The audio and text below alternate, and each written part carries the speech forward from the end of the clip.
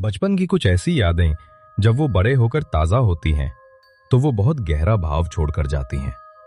इन्हीं चीजों से जुड़ी लक्ष्मी और राहुल की कहानी ना अनजाने में अपने बचपन की कुछ बातें ऐसी याद कर लेते हैं जिसे वो बड़े होकर भी नहीं भूल पाए थे, जो कि खौफ की तरह उनके जहां में मंडरा रही थी। राहुल, हमारी शादी को इतने साल हो गई और हम इतने सालों से कहीं पर घूमने भी नहीं जा पाई और इतने सालों से हम लोग अपने घर में हैं।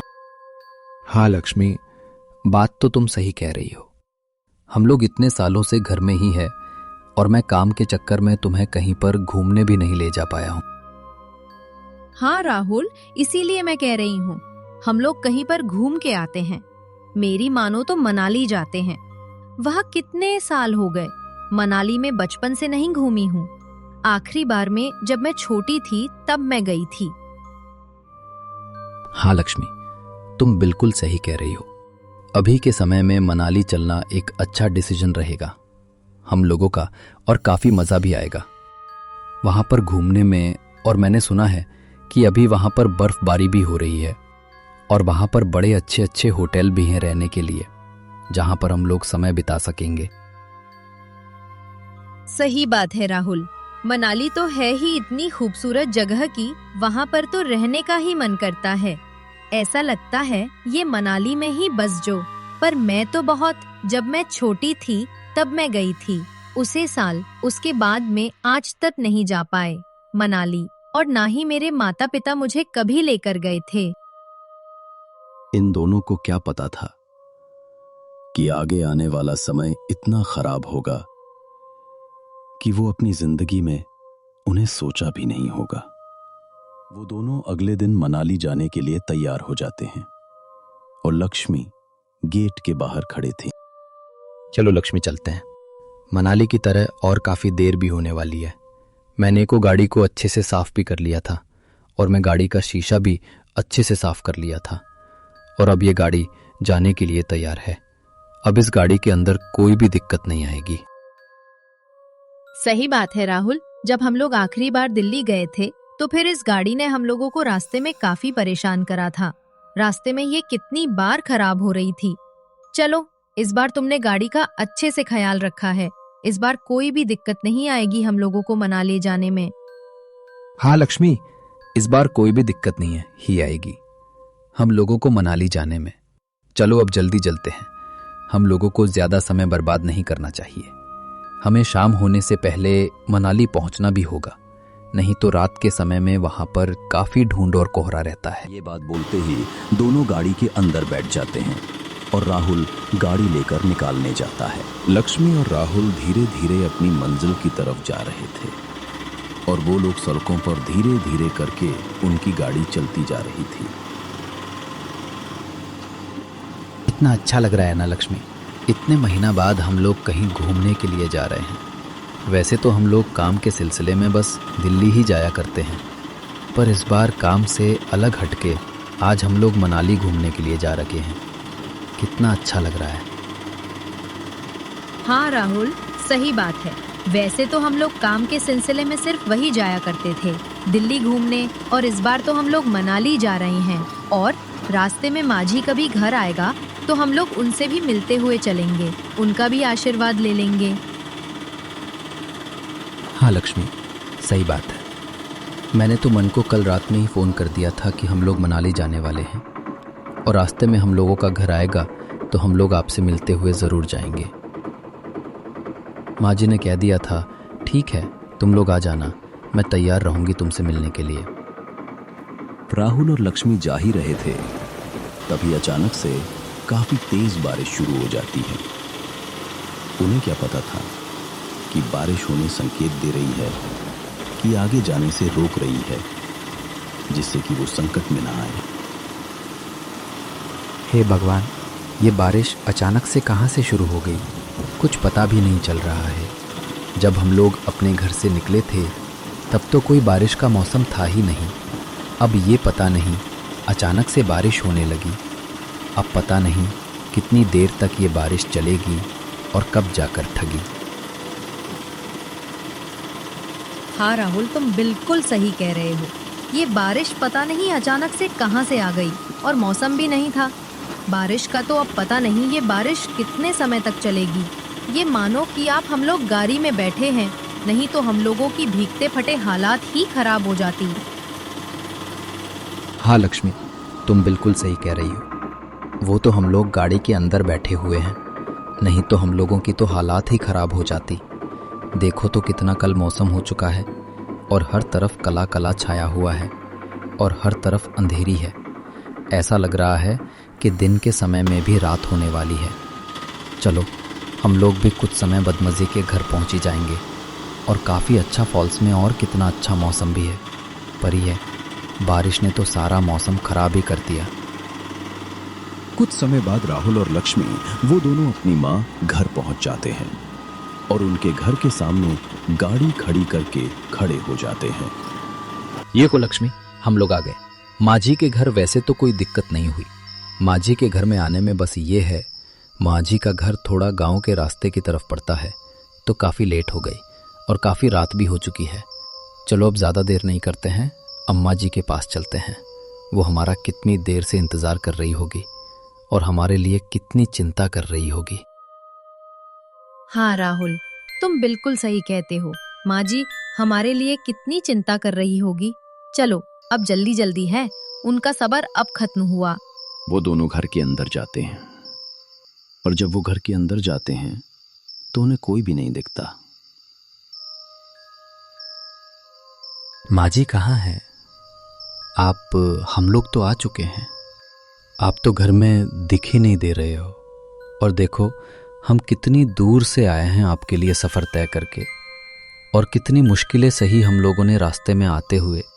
जल्दी आप बाहर निकाल कर आओ, हम आपका बेसब्री से इंतज़ार कर रहे हैं। आप कहाँ पर हो? तभी अचानक से माझी एक कोने से निकालकर उनके पास आकर खड़ी हो जाती हैं और उनसे बातें करने लगते हैं। अरे बेटा, तुझे आने में तो काफी देर हो गई और तू सुबह में निकला था अपने घर से जब मैं तुझसे बात करी थी, और अब तो देख बिल्कुल रात हो गई है। अब तो इतनी अंधेरी रात में यहाँ पर आया कहाँ था तू? इतनी देर से ना, तेरा कितनी देर से इंतजार करती रही, पर तेरा कोई नाम और निशान नहीं मिला। हाँ माँ जी, आप सही कह रहे हो। मैं तो सभी में निकला था और मैंने आपको बता दिया था कि मैं आने वाला हूँ, पर रास्ते में अचानक से बारिश होने लगी और ऊपर से ये है आपके गांव का रास्ता है। इतना परेशान कर रहा था, ये पूछो मत। हर जगह कीचड़ भरी हुई थी। हम लोग तो दूसरे गांव के रास्ते से आए हैं। इस गांव के रास्ते से आते तो हमें काफ़ी कठिनाइयों से गुजरना पड़ता। राहुल बिल्कुल सही कह रहे हैं। ये आपके गांव का रास्ता तो काफी ज्यादा खराब है और इस चक्कर में हम लोगों को दूसरे गांव की तरफ से आने लगा। तभी हम लोगों को काफी देर हो गई और देखो तो कितनी रात हो चुकी है और हर तरफ बिल्कुल काली अंधेरी ही छाई हुई है। हाँ, मैं समझता हूँ कि हर तरफ अंधेरी सी छाई हुई है, पर तुम लोगों को भी ध्यान देना चाहिए कि हम लोग ध्यान से आए और बारिश का जवाब समय था, तो आज समय नहीं आना चाहिए था, तो अगले दिन भी आ सकते थे। माँ जी, आपसे मिलकर काफ़ी अच्छा लगा। बहुत सालों पहले ही आपसे मिलकर गए थे और आज इतने सालों बाद आपसे अगर मिले हैं तो मुझे तो काफ़ी अच्छा लगा।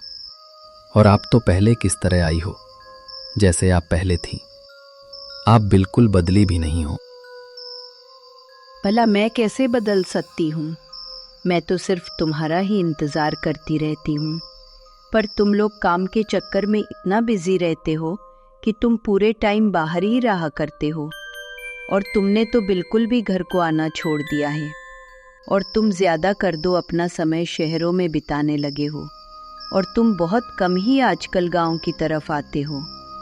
नहीं तो ज़्यादा दर्द तुम अपने काम में ही बिजी रहते हो।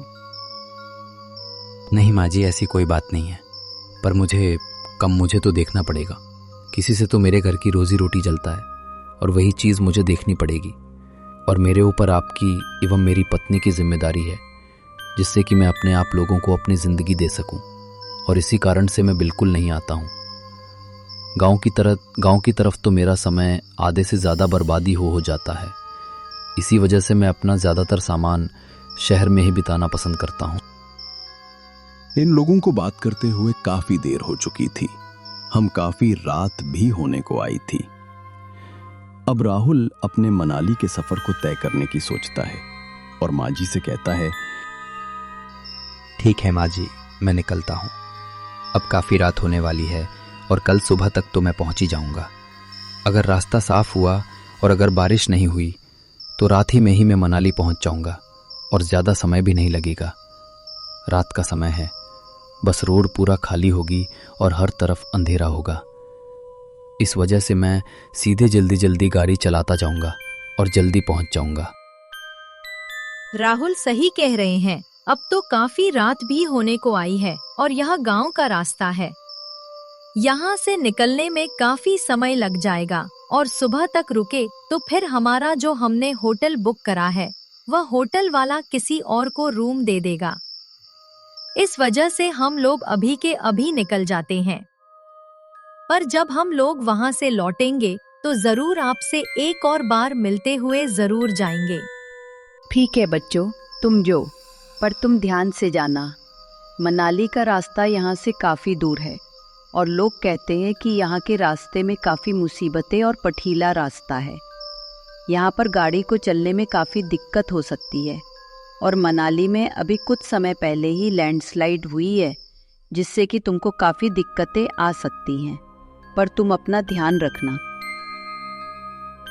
राहुल और लक्ष्मी मनाली के सफर की तरफ निकल जाते हैं। वो धीरे धीरे करके जा रहे होते हैं।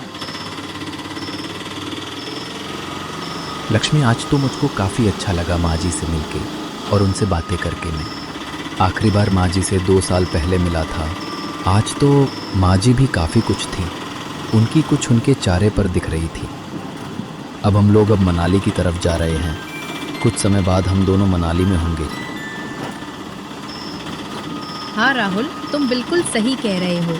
आज तो माँ जी से मिलकर काफी अच्छा लगा और कितने सालों बाद जाकर आज हम लोग मोदी से मिले हैं और मुझे तो काफी अच्छा लग रहा था उनसे मिलकर और उनके चेहरे की खुशी देखकर। मैं तो बिल्कुल खुशी हो गई। मुझे ऐसा लग रहा था कि वो हमारा इंतजार कितने सालों से कर रही हूँ और वो हमारी कितनी वो करती है प्रभा। हाँ लक्ष्मी, तुम बिल्कुल सही रहती हो। हमारी कितनी परवाह करती है। वो पूरे टाइम हमारे बारे में ही सोचा करती हैं और वो हमारी इतनी सेवा करते हैं जितनी हम उनकी नहीं कर पाए। भले को वो हमसे दूर रहती हैं पर वो हमारे दिल में रहती हैं। समय बाद वो दोनों होटल के गेट पर जाकर खड़े हो जाते हैं और वो लोगों बातें कर रहे होते हैं। लो लक्ष्मी, हम लोग आ गए अपने मनाली वाले होटल। जो सुबह हम लोग निकले थे, अब देखो कितनी रात होने को आई है। रात के 4 बज चुके हैं। कुछ समय बाद दिन भी निकल आएगा और ये सफ़र हमारा काफ़ी अच्छा भी था। रास्ते में बारिश और माँ जी से मिलना हमारे को देखकर काफ़ी खुश हो जाना मुझे तो काफ़ी अच्छा लगा। और ये दिन पता नहीं अब वापस आएगा कि नहीं आएगा, कि आज का दिन मुझे काफ़ी अच्छा लगा। मैं इतने सालों बाद अपनी मर्जी से मिल पाया। कम से कम 2 साल हो चुके थे मैं अपनी माँ जी से नहीं मिल पाया था। मुझे मिलकर आज उनसे ही बहुत अच्छा लगा और मैं उनसे आज बहुत सारी बातें करी। हाँ राहुल, तुम बिल्कुल सही कहते हो कि तुम्हारी मेरी बहुत अच्छी है और हमारा मनाली का सफर काफी अच्छा रहा। अब हम लोग कल सुबह में जाकर मनाली को घूमेंगे और एक्सप्लोर करेंगे। मुझे तो मनाली में आकर काफी अच्छा महसूस हो रहा है। शहर की दुनिया से तो वो अच्छा ये मनाली है। हर तरफ वादियां और पेड़ पहाड़ को देखकर मेरा मन बिल्कुल खुश हो गया। ये दोनों ऐसे ही लगातार बातें कर रहे होते हैं। तभी अचानक से एक बूढ़ा आदमी इन लोगों के पास आकर खड़ा हो जाता है। इन लोगों को क्या पता था वो बूढ़ा आदमी कौन है और उनके बारे में क्या बात बताने जा रहा है। अरे बेटी लक्ष्मी, तू यहाँ पर? तू कितने सालों बाद आई है? यहाँ पर मैं तेरा कितने सालों से इंतजार कर रहा हूं कि तू कब आएगी। यहाँ पर मुझे कुछ जरूरी बात बतानी है और कुछ ऐसी बात बतानी है कि जिसे सुनकर तू बिल्कुल एक हक्का बक्का रह जाएगी। और मुझे तुझसे बहुत सारी बातें करनी है। मैं तुझे कुछ गहरे राज बताना चाहता हूं कि जिन्हें सुनकर तू बिल्कुल चौंक जाएगी। तुझे तो याद ही होगा कि मैं कौन हूं और कहां से हूं। वो तो मुझे जानती ही होगी हाथ से। 20 साल पहले तू वहीं पर आई थी अपने माता पिता के साथ। अरे अंकल जी, मैं आपको नहीं जानती हूँ। आप कौन हो? आज से 20 साल पहले तो मैं काफी छोटी थी, आपको देखा भी होगा। फिर मैं आपका चेहरा भूल चुकी हूँ। अब मैं तो आपको जानती भी नहीं हूँ। कौन हो आप? आप हमारा समय बर्बाद मत करो। मैं तो आपको जानती भी नहीं हूँ। आप अचानक से हम लोगों के पास आकर खड़े हो गए। आपको शर्म भी नहीं आई? हम लोगों के पास आकर आप अचानक से खड़े हो गए। अरे कौन हो अंकल, जब वो मना कर रही है कि वो आपको नहीं जानती है। लक्ष्मी सर, आप उनके पीछे क्यों पड़े हुए हो? आप क्या चाहते हो उससे? आपको जो बात करनी है आप मुझे करो, ये तो आप अपने काम से कम रहो। आप कौन हो? हम लोग तो आपको जानते भी नहीं हैं। हम लोगों ने तो आपको पहली बार देखा है और मैं भी इस होटल में पहली बार रोकने के लिए आया हूँ। वो लोग उन अंकल से ज्यादा बात ना करके अपने अंदर चले जाते हैं होटल के अंदर। नमस्ते सर, स्वागत है आपका हमारे इस होटल में। मैंने सुना है कि आपका आना राहुल और लक्ष्मी है। आपने बुकिंग करी थी एक रात पहले यहाँ पर रोड रोकने की। मैंने आपकी बुकिंग स्वीकार कर ली थी। आपका रूम नंबर 106 है। हम वहाँ पर जाकर रख सकते हैं? जी हाँ, मैं कल रात ही बुकिंग करी थी इस होटल को कि ये होटल की रेटिंग काफ़ी अच्छी है और ये होटल दिखाने का भी काफ़ी सुंदर है और यहाँ पर हर चीज़ की फैसिलिटीज़ और सुविधाएं उपलब्ध रहती हैं और वो भी किसी भी समय। इस वजह से मैंने आपको होटल चुना। जी हाँ सर, जो आपने सुना वो बिल्कुल सही सुना। हमारे यहाँ 24 और 7 सारी चीज़ चलती रहती हैं।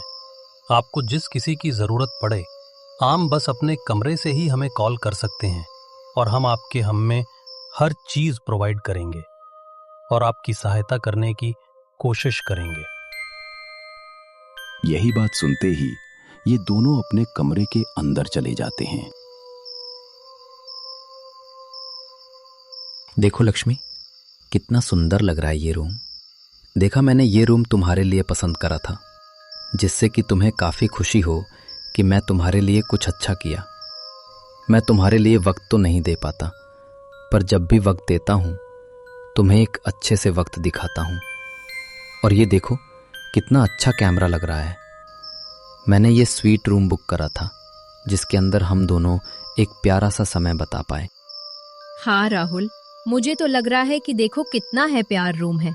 हर तरफ कितना अच्छा लग रहा है और इसके अंदर एक अलग सी एनर्जी आ रही है और ऐसा लग रहा है कि ये रूम कितना मेहनत से सजाया है किसी ने। हाँ लक्ष्मी जी, तुम बिल्कुल सही रहती हो। ये किसी ने कितनी मेहनत से सजाया होगा।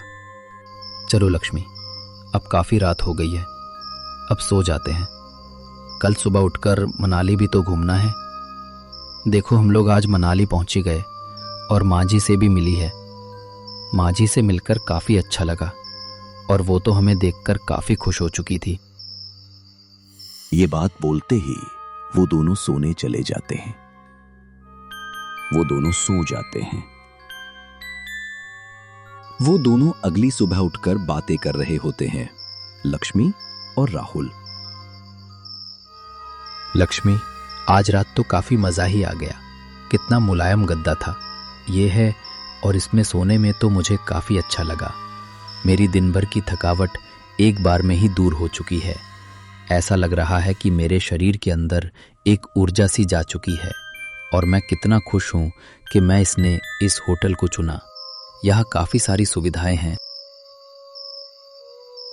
हाँ राहुल, तुम बिल्कुल सही कहते हो। इस होटल में देखो कितनी सारी सुविधाएं हैं। हम लोगों को बिल्कुल भी दिक्कत नहीं हुई और उस होटल में काफी अच्छा लग रहा है और हर तरफ एक जगह कौन सी है। और मुझे तो रात में काफी गहरी नींद आ गई थी और मैं तो काफी चलती ही सो गई थी। बिस्तर पर लेते ही मुझे तो पता भी नहीं चला कि कब सुबह हुई। वो तो तुमने मुझे उठाया, तब मुझे पता चला कि अब सुबह हो चुकी है, अब ये उठने का समय है। लक्ष्मी, मैं तुम्हें सुबह इसलिए जल्दी उठा दिया क्योंकि हम लोगों को मनाली घूमने भी जाना है। अगर हम लोग सोते रह गए तो हम लोग मनाली घूमने कब जाएंगे? हाँ राहुल, तुम बिल्कुल सही कहते हो। अगर हम लोग सोते रह गए तो हम लोग मनाली घूमने कब जाएंगे और मनाली का आनंद भी नहीं ले पाएंगे। मुझे तो बर्फ देखने का काफी शौक है। मैं तो बर्फ देखना चाहूंगी और माल रोड भी घूमना चाहूंगी। यही बात बोलते ही वो दोनों होटल से बाहर निकलते हैं और उन्हें वही अंकल दोबारा से मिल जाते हैं जो कि उन्हें एक रात पहले मिले थे। बेटा, तू मेरी एक बार बात तो सुन। मैं तुझे कोई गलत बात नहीं बताने जा रहा हूँ। मैं वो हकीकत बताने जा रहा हूँ। तेरी जी याद में तेरा भाई अभी तक इस दुनिया में भटक रहा है। मैं तुझे एक ऐसी बात बताऊंगा जिसे सुनकर तू पूरी दंग रह जाएगी और तू जानना चाहेगी तेरा भाई का असली कत्ल किसने करा था। कैटल, आपको कैसे पता कि मेरे भाई को किसने मार दिया था? वो हम लोग आज तक उसे भूत क्या हवेली को नहीं भूल पाए हैं। इसके अंदर हम लोग गलती से चले गए थे। मैं और मेरे मनाप कहाँ पर मेरा भाई दोनों घूमने आए थे, पर हम लोगों को क्या पता था कि हम लोगों के साथ क्या हो जाएगा। मैं उसे बातों को कभी भी याद करना नहीं चाहूंगी और ना ही मैं उन बातों को कभी अपने मन में रखना चाहती हूँ। वो दिन मुझे आज भी याद है जिस दिन मैंने अपने भाई को खोया। और वो भूतिया हवेली, उससे तो मेरे भाई ने मारे जैसे तैसे करके बचा लिया और मेरे चक्कर में मेरे भाई ने कुर्बानी देगी। हाँ बेटी, तेरा भाई तो मर चुका है और तू अपने भाई की आत्मा को शांति जरूर दिल। तेरा भाई आज भी उसे हवेली के अंदर बैठा हुआ है और उस हवेली के अंदर उस भूतिया औरत ने तुम्हारे भाई की आत्मा को फंसा के रख रखा है और अभी तक तुम्हारे भाई की आत्मा को मुक्ति नहीं मिल पाई है। क्या मेरे भाई की आत्मा आज भी वहाँ पर भटक रही है? उस औरत ने मेरे भाई को विजय नहीं छोड़ा। कोई बात नहीं, मैं अपने भाई की आत्मा को शांति दिलाऊंगी और उसे जरूर मुक्ति दिलाऊंगी। बताओ अंकल, मुझे क्या करना पड़ेगा उस चीजों के लिए?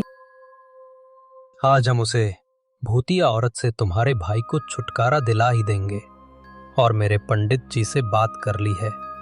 भाई, हम लोगों को उसे हवेली के बाहर मिल जाएंगे। बस हम लोगों को हवेली के अंदर जाना है और आगे का काम पंडित जी कर लेंगे।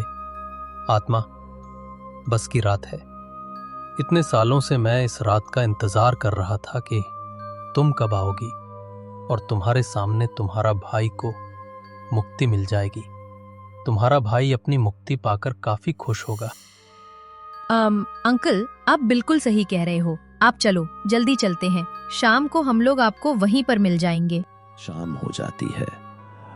वो सब लोग इकट्ठे हो जाते हैं। उसे हथेली के गेट के बाहर और अंदर जाने की बातें ही कर रहे थे लगातार।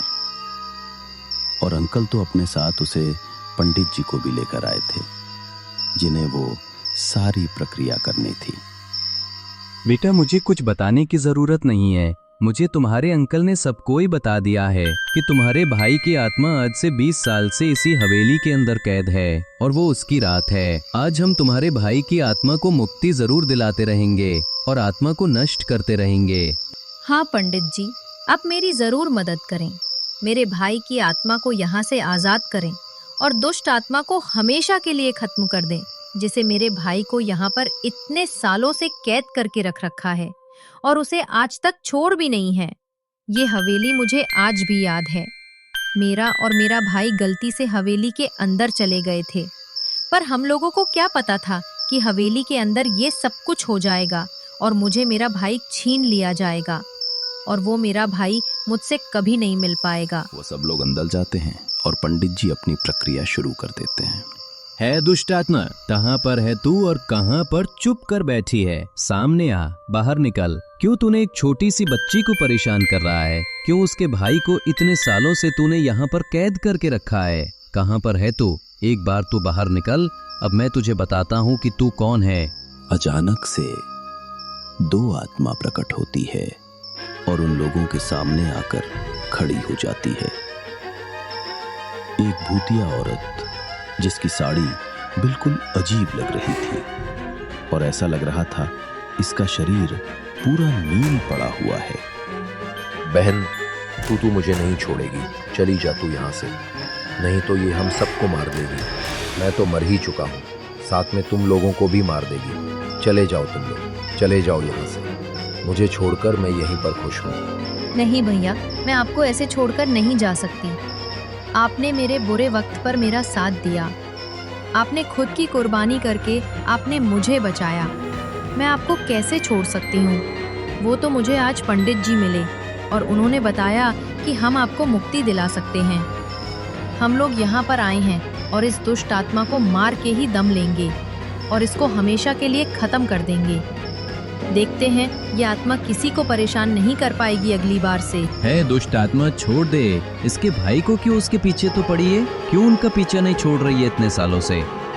ये लोग आए तो अपनी मर्जी से थे, पर जाएंगे मेरी मर्जी से। मैं इनको कभी नहीं छोड़ूंगी और ना ही कभी यहाँ से जाने दूंगी। अब तुम लोग भी मारोगे जैसे मैं मारी थी यहाँ पर आज से 40 साल पहले।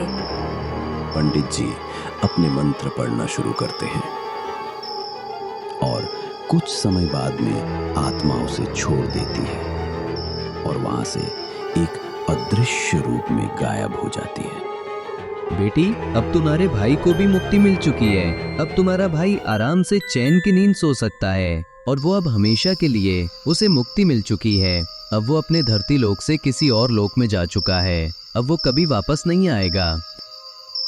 धन्यवाद पंडित जी, आपने मेरी जो इतनी बड़ी मदद करी उसको धन्यवाद। अंकल, जो आपने मुझे अपने भाई की सच्चाई, कैसे मेरा भाई मारा था और आपने मेरे भाई को उसकी आत्मा को मुक्ति दिलाने में अपनी मदद करी,